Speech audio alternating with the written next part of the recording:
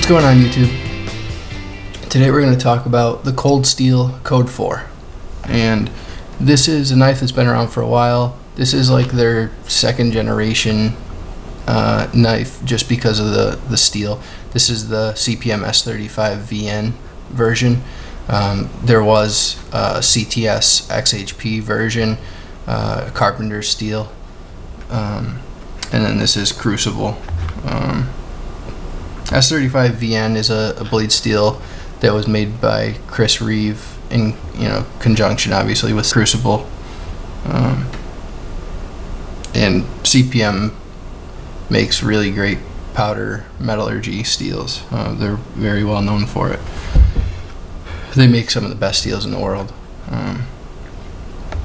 S35 VN is basically a jack of all trades, master of none. You kind of get a really good balance of edge retention, corrosion resistance, sharpenability, and some toughness. It's not like a real chippy steel, so just about anybody can use it, and you don't have to be too concerned with with like crazy chipping or the corrosion resistance, because the added nitrogen is fantastic. So even if you're not a real responsible knife user, you don't have to worry too much about corrosion resistance. It's considered a stainless steel. Cold Steel is known for the Triad lock. Triad lock is a lockback type design, but it has more sophistication, and the tolerances of it are incredibly tight. So it's a really high precision lock, and it's arguably the strongest lock in the world. This is the Spearpoint model. They also offer a Tanto model. I just didn't think the Tanto was going to be of use for me. And they also include a left-hand carry pocket clip.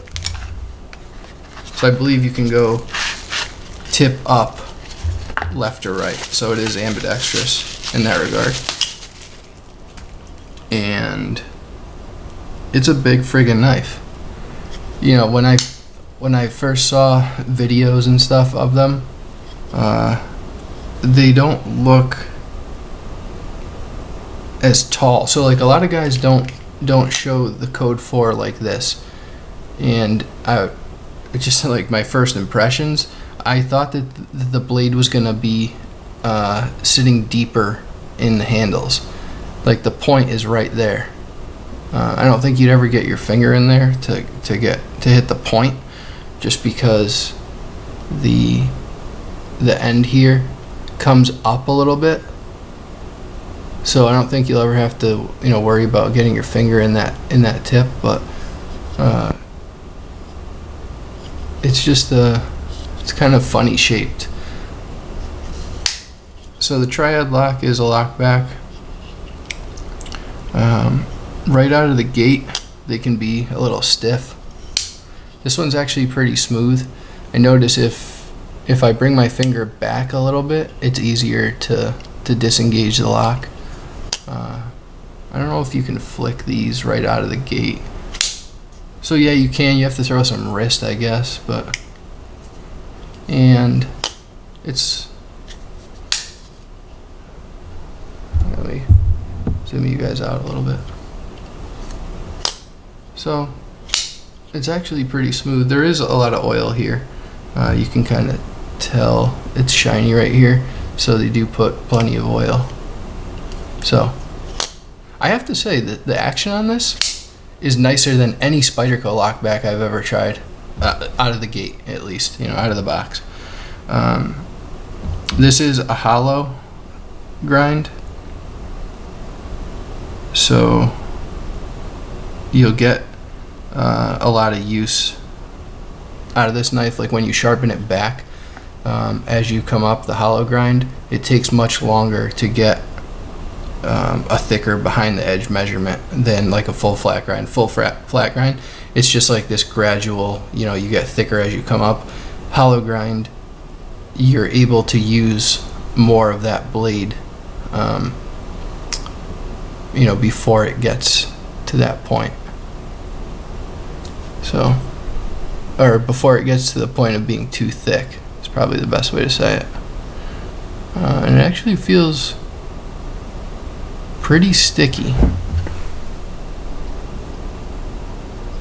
Pretty sticky out of the box.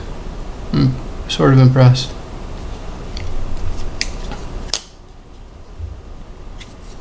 S35VN tends to be a pretty decent steel. I would have preferred XHP.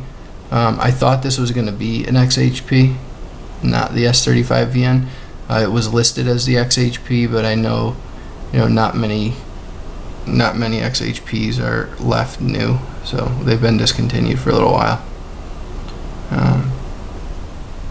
But this seems to be like a very usable blade. It is made in Taiwan, and much like the Spyderco knives that are made in Taiwan, it seems to have like sharp edges, like they're not chamfered very well, but they do swedge the spine, which is nice, so you won't get any burr or anything on there. It is smoothed over, and it's a nice swedge. It translates nicely to the look of the blade. So you're going to get a 3.5 inch blade length. The overall length is 8.5 inches, so your handles are 5. Sorry about that, guys. The camera, I had a heat warning, and I think it started to overheat, so it shut itself down. I left it out in my car overnight and into the morning, and it was pretty warm out, and I have a black car, so I think the camera was warm to start, and then I ended up getting the heat warning as I'm filming this. So the handles are 60-61 aluminum. So it is, a weighty knife. I believe the spec on it is just over 4 ounces. I think they say like 4.3 rings a bell.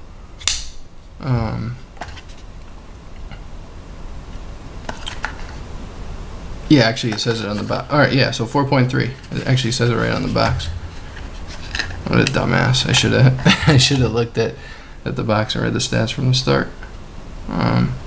But I remembered them all anyway, so no big deal. It's a nice feeling knife. So the inside of the handles right here, where your fingers go. Let me bring you in a little bit. Where your fingers are going to wrap around the handle, the inside part, it's chamfered on the outside, but then once you get into the inside, it's a little bit sharp. I don't think it's like anything that is going to pose an issue. Maybe over time, if you're squeezing really hard and you have like excess meat on your hand and your knuckle here, if it gets into there, I guess it could hurt, but you'd have to have some pretty big paws to worry about that. But you could always just adjust your grip too. I know when you're in like a hard use mode, it's tough to keep your hand where you like want it to be. Your hand is just going to find wherever is comfortable, and that's where it's going to go. I do notice that right here at the top, there's like these little indentations here where the triad lock, where the lock bar, I guess, or not the lock bar, where like the lock interface locks up into this. Let me see if I can get this all on camera. So right down in here, there, you should be able to see down in there, that's where the lock bar sits on, and it drops into a slot,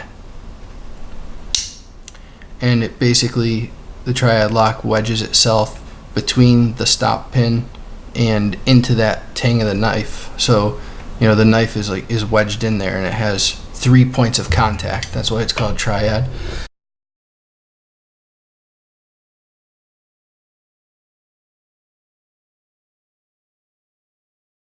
So back to where I was talking about these grooves that are milled in the aluminum. When you grab really hard, they start to kind of get to be like a chafe point. So I can tell that a hot spot is going to be like right in here in my thumb, where these grooves are. There's 4 grooves that run down the spine right here. It's not a huge deal, but it's something I could foresee being an issue down the road.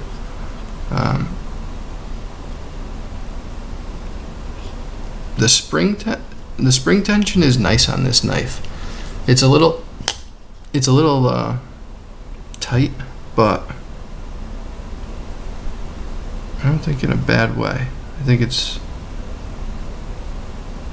this is kind of a hard use knife. Cold Steel is known for making tough knives, and they're users. They're absolutely user knives. So one thing I was just noticing is no matter where my fingers are on this blade, it's comfortable. So like let me zoom you guys back out. I was just thinking, if I bring my fingers down to these last 3 holes and leave my pinky off and grab back on the back part of the triad lock, so all the way back, that's where you need to push the least amount. You could hear it disengage there and it just started to fall. That's where the spring tension is the weakest. If you go up on it, it's the tightest. But because it's like the way that the leverage that you get on it, if you go up, you have to push harder, but the lock comes up higher, so it just drops the blade. If you go back here, it's easier, but it doesn't disengage as fast and it won't just fall. So there's a compromise there. But I was just noticing that when I go back on the lock bar, I was just noticing that when I go back to disengage the lock, at this back end, and I grab the first 3 finger grooves here, and here, my fingers fit perfectly. Like normally on a knife, like if I took, I'm trying to think what knife would be a good example of this.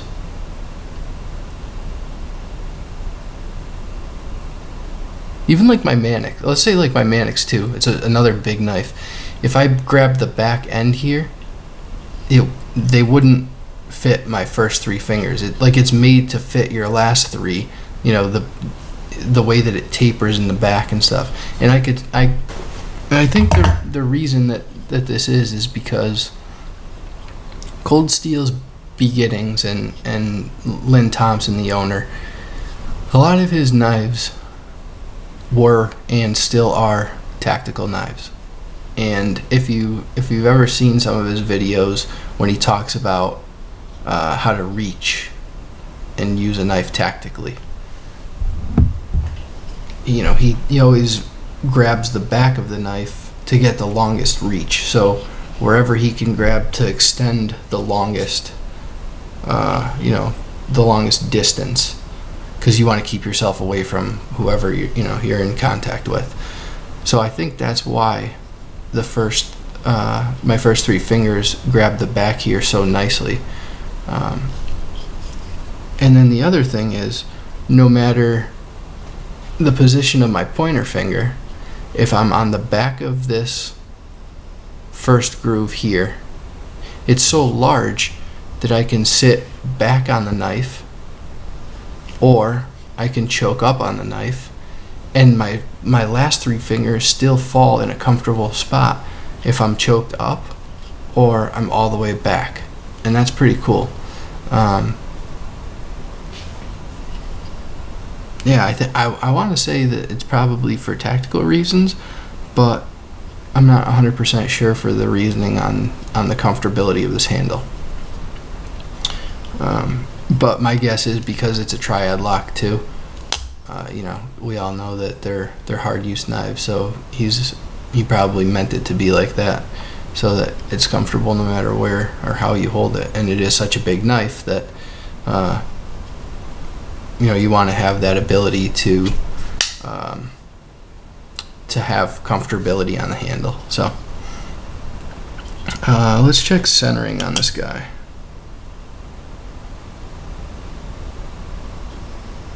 So it is not even. It's not centered. It's going to the pocket clip side by probably about 20%. If I push the knife over, it recenters. But then it'll start gradually like eking back over to the pocket side. The pocket clip side, I'm sorry. So there is some play left to right. I think just the way that the blade sits in the handle, there is some play, left to right. And because it's so long, you're going to get a little bit of play.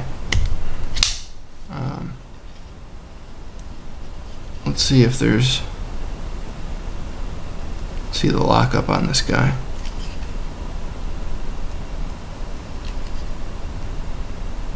It's fucking solid. So yeah, sorry, excuse my language. It's friggin' solid. Up and down play, there's absolutely none. Yeah, and my guess would be this is probably not tightened all the way either. This pivot screw.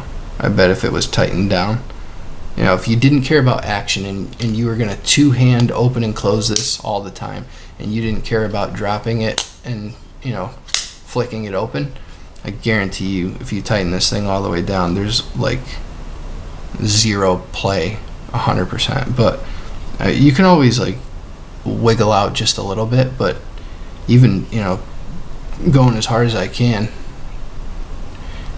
it's not moving. Side to side, there's really still not. There's not any. If I really bent hard, I can move the blade left to right, but it's more of like bending the aluminum than anything. So but otherwise there's no play within like realistic limits, anything that we have to worry about, unless you're like trying to chop a tree down with this thing. I don't think you'll ever really have an issue. This thing is made to work. It is a big knife. It's probably a little overkill for most. I'm not sure what I'm going to do with this right now. I did just talk to somebody about an American Lawman, and I had an American Lawman and got rid of it, and that's why I looked at the Code 4. But I did really want the XHP version over the S35 VN version. I'm not a huge fan of S35 VN, honest to God. The examples of S35 VN I've had haven't been great. I have heard really good things about like the Chris Reeve S35 VN,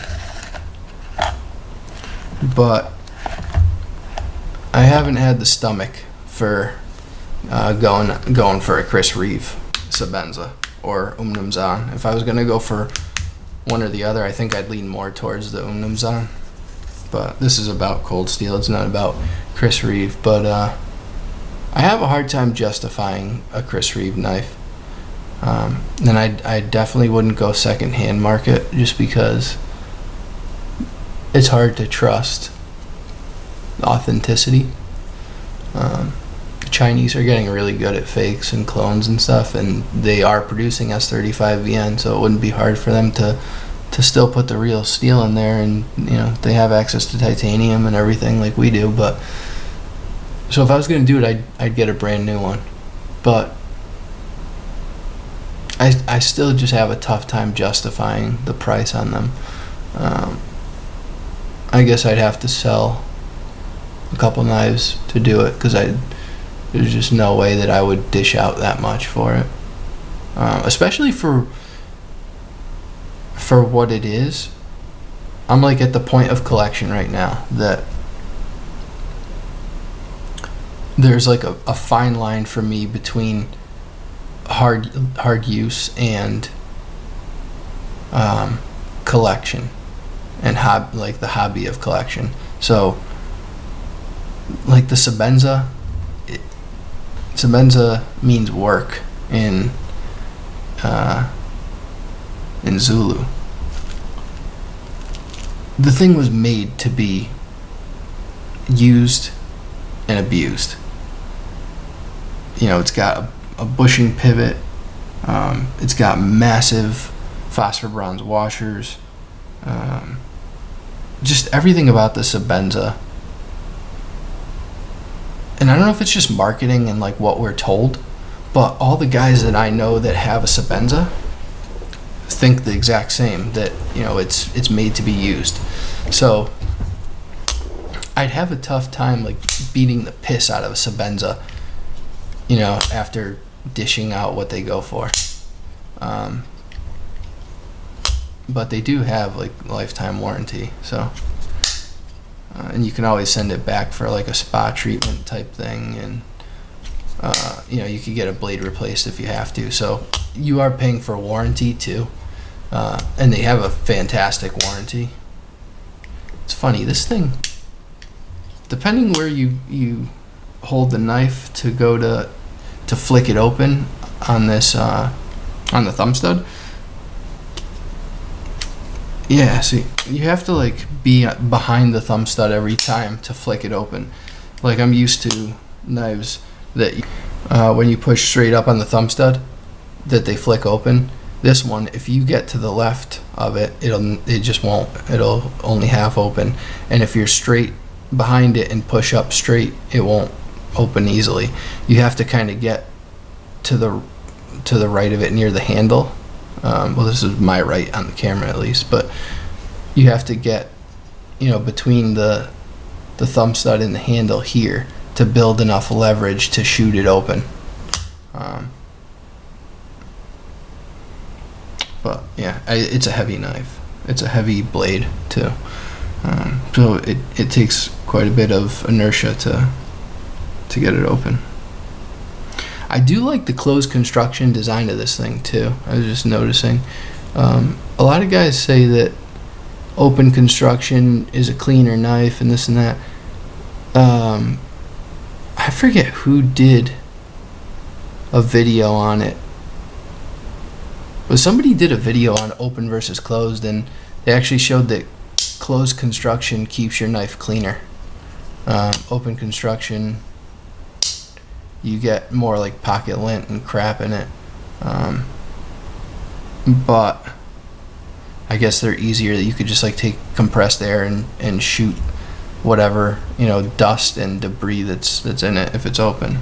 I set my expectations low and they were exceeded. And I feel like that's a big part of knife collecting too. Like when there's so much hype built up about a knife, and that's why Kenny's channel is so cool. In the Pocket, if you don't already follow him, go follow him right now. The hype versus reality that Kenny does is awesome, because that's a huge part of collecting. We set this hype for, and like we're told for a year, like, this knife is going to be so awesome and the edge retention is going to be fantastic and yada yada yada, and then we get it and the reality is like, oh shit, this is all just marketing hype and the knife really isn't even that great. I feel like when you set your expectation low, you're gonna be surprised at how good the knife actually is. And the only thing that I'm not a huge fan of with this is the height of it. overall. When it's closed, the height is kind of a lot. You know, this is a specific kind of knife. This is a specific use knife. So I think anybody that's looking for this or something similar is going to know ahead of time that this is a big knife, and it's big for a reason. And you know, it might not be the easiest to get your hand into your pocket, but it seems like the way the clip sits in the pocket, that it's not going to be too bad. But obviously, you know, you're probably not going to put this in like gym shorts. It's not really the type of knife that you would do that with, but if you do, then good for you. To each their own. Just a quick little side comment. You know, I got a lot of messages and stuff on Instagram and emails and from a lot of you YouTube guys. Thank you guys for all the inquiry on straps and everything. Give a shout out to KME User on Instagram. He's been really awesome, and he's really trying to promote my channel, so I really appreciate you. And I'm working on labeling those paddle straps. So I didn't want to bite off more than I can chew. And this is, again, I've said it before, I'll say it again, this isn't a business thing for me. I honestly just want to help new guys get a strap that's of high quality leather. I feel like in the knife community we kind of get screwed on the quality of leather, and leather is not focused on much at all. Like straps, everyone focuses on compounds and this and that, but I feel like people in the knife community don't focus enough on the actual medium that we're putting the compounds on. I feel like it's overlooked a lot of times because people say, well, you could just use cardboard, or you can just use a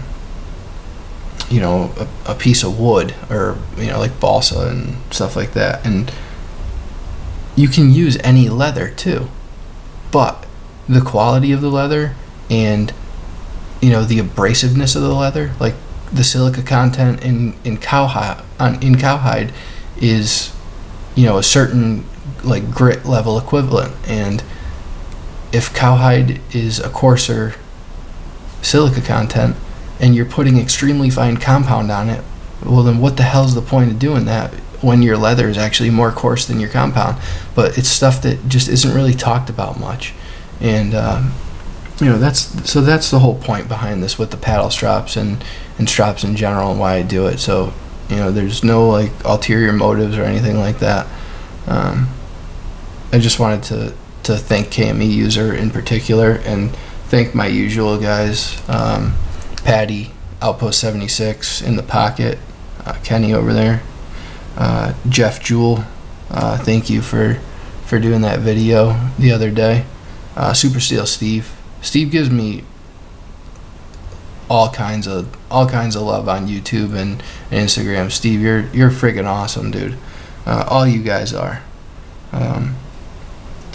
But the other guys I've had, like I made straps for and stuff. But Steve, I haven't done a single thing for him, and he's still like getting my name out there and like commenting, and that's really awesome of you, Steve. So thank you. At Banner 24/7, all you guys. So if I missed anyone, I'm sorry. I should probably write a list of the people, but there's like too many to count at this point.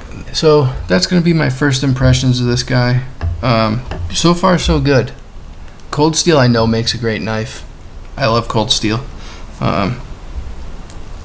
Lynn Thompson I think is a pretty badass dude. Like the life that he lives, and just he's no joke. I wouldn't want to get into a knife fight with him. But yeah, so go ahead and check out Cold Steel Knives if you haven't. I'm sure most of you guys already own Cold Steel. Most of you probably even own a Code 4 or something similar. Yeah, so that's just my little first impressions, and yeah, so that's gonna do it for this video. Alright guys, This is Mike with I Heart Knives. Thank you for watching. I'll see you guys on the next one. Later.